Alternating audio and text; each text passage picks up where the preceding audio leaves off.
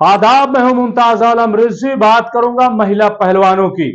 जी हां, महिला पहलवानों के सिलसिले में अब नई पेशरफ्त यह हुई है कि जो खाप पंचायतें मुल्क भर की, उन्होंने यह तय किया है कि वो महिला पहलवानों को साथ देंगे। यह बहुत बड़ा ऐलान है एक तरीके से महिला पहलवानों के लिए।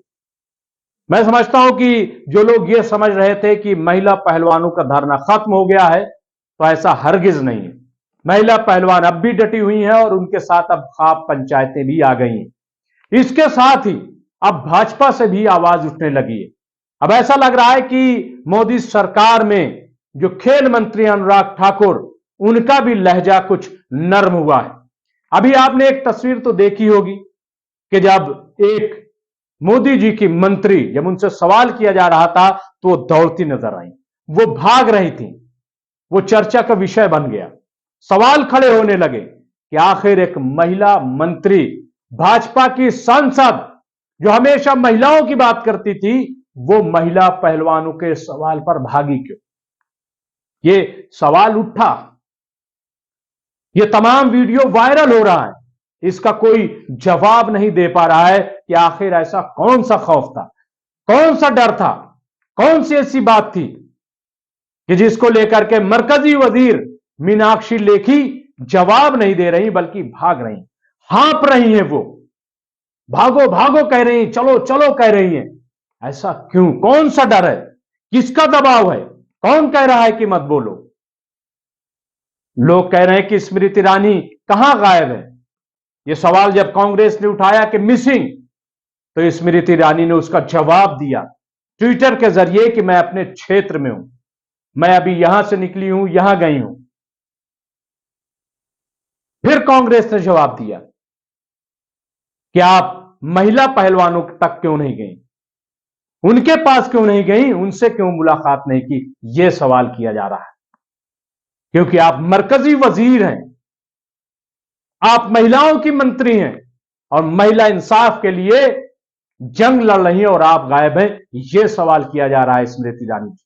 आप जवाब कुछ और दे रही। आप महज एक सांसद नहीं, आप मंत्री भी हैं। अगर आप सिर्फ संसद होती तो आपका जवाब शायद सही होता, लेकिन आप मंत्री भी हैं, केंद्रीय मंत्री हैं, और इसलिए आपकी जिम्मेदारी है कि महिलाओं की बात सुने। लेकिन आप गायब हैं और जवाब कुछ और दे रही हैं। इसलिए सवाल खड़ा किया जा रहा है। महंगाई के नाम पर आप चुप हैं। आप ही सिलेंडर लेकर के दौड़ती थी जंतर मंतर पर और तमाम धरने देती थी, लेकिन महंगाई के सवाल पर भी आप चुप। बेरोजगारी के सवाल पर आप बहुत सवाल उठाती थी, लेकिन बेरोजगारी के सवाल पर भी आप चुप हैं। अब जब महिलाओं की बात आई है तो महिलाओं के सवाल पर भी आप चुप हैं, और फिर आप कह रहे हैं कि मैं अपने क्षेत्र में हूं। यह नहीं चलेगा। अब एक आवाज भाजपा से उठी और मैं समझता हूं कि यह बहुत बड़ी बात है। भाजपा की एक महिला सांसद ने महिला पहलवानों की हिमायत में बड़ी सच्ची बात कही। इनका नाम है प्रीतम मुंडे। ये महाराष्ट्र से भाजपा की सांसद है।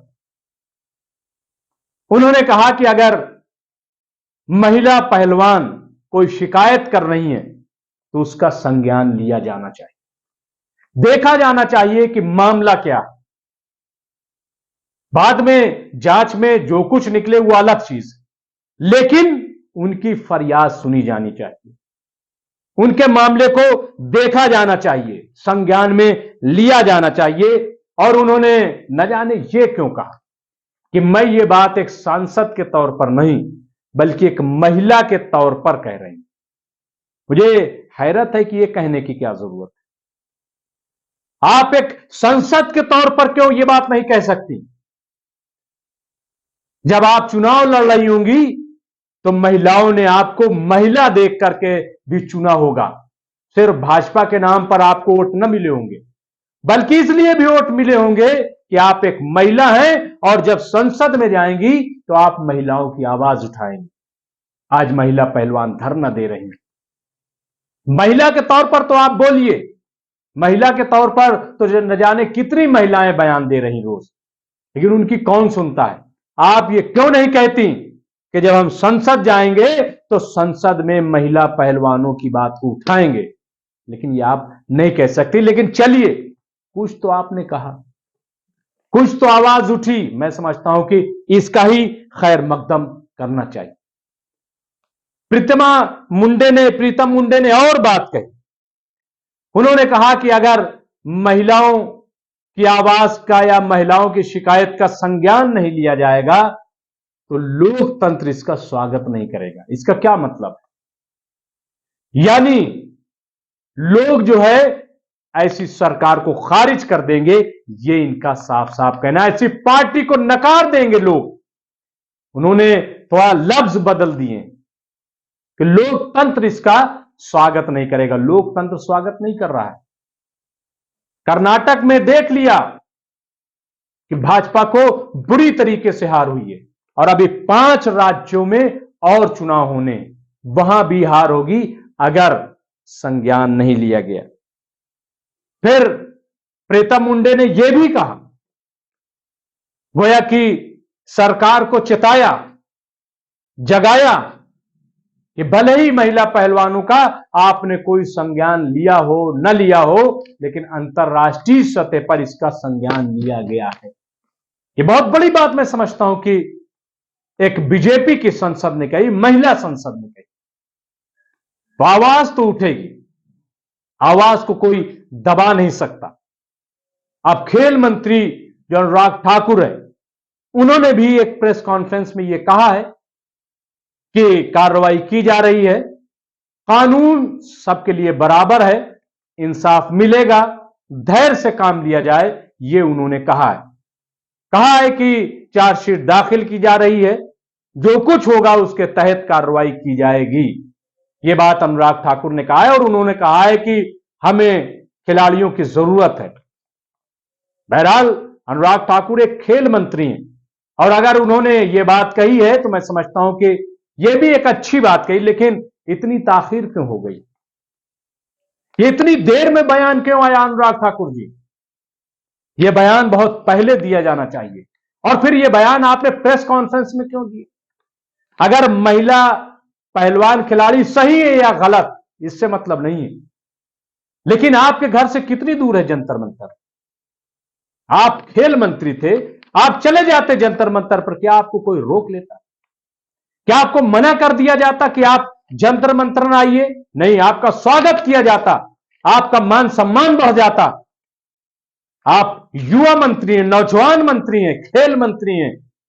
अगर आप वहां चले जाते तो मैं समझता हूं कि आज जो अंतर्राष्ट्रीय सतह पर, बैनुल अक़वामी सतह पर हिंदुस्तान की बदनामी हो रही खेल के मामले में, वो बदनामी न होती। लेकिन आपको भी न जाने किसका डर था। क्यों आपने ऐसा सोचा? क्यों आप वहां नहीं गए? एक बड़ा सवाल है। सवाल यह है कि एक भी मंत्री वहां नहीं पहुंचा। किसका डर है? किसका खौफ है? कम से कम बुला लेते उनको, अपने यहां बुला लेते, मुलाकात करते, बातचीत करते। लेकिन आपने कुछ भी नहीं किया और अब बयान आप दे रहे हैं कि कार्रवाई हो रही है, संज्ञान लिया जा रहा है। बहुत अच्छी बात है, कार्रवाई होनी चाहिए और महिला पहलवानों को इंसाफ मिलना चाहिए। कोई महिला पहलवान इस तरह से अपनी आबरू का तो सौदा नहीं करेगी। 23 अप्रैल से धरने पर बैठी है और किस किस तरीके के बयानात उनके रिकॉर्ड किए गए, लेकिन उसका हासिल क्या हुआ? वीडियो मांगे जा रहे हैं। आप बताइए, ये इससे ज्यादा शर्मनाक बात क्या होगी? कहा कि यौन शोषण का वीडियो दीजिए। क्या कोई महिला पहलवान या महिला खिलाड़ी वहां पे कैमरा लेकर के जाएगी? क्या ये स्थिति होती है? खुद महिला खिलाड़ियों ने यह बात कही। कैसे कैसे बयानात आ रहे हैं। बहरहाल मैं समझता हूं कि यह बहुत ही अहम मामला है और अब भी वक्त है। मैं कहूंगा प्रधानमंत्री, आदरणीय प्रधानमंत्री जी से कि वो इस चीज का संज्ञान लें, महिला पहलवानों को बुलाएं अपने यहां, उनके मन की बात सुने, सिर्फ अपने मन की बात मत करें, वरना 2024 में इसका अंजाम अच्छा नहीं होगा। अनानियत, गुरूर, घमंड बहुत अच्छा नहीं होता है। कर्नाटक में आपने देख लिया है, 5 राज्यों में चुनाव होने जा रहे हैं, वहां की भी जो रिपोर्ट आ रही वो अच्छी नहीं है। इसलिए आप सबके मन की बात सुनिए। बहुत बहुत शुक्रिया।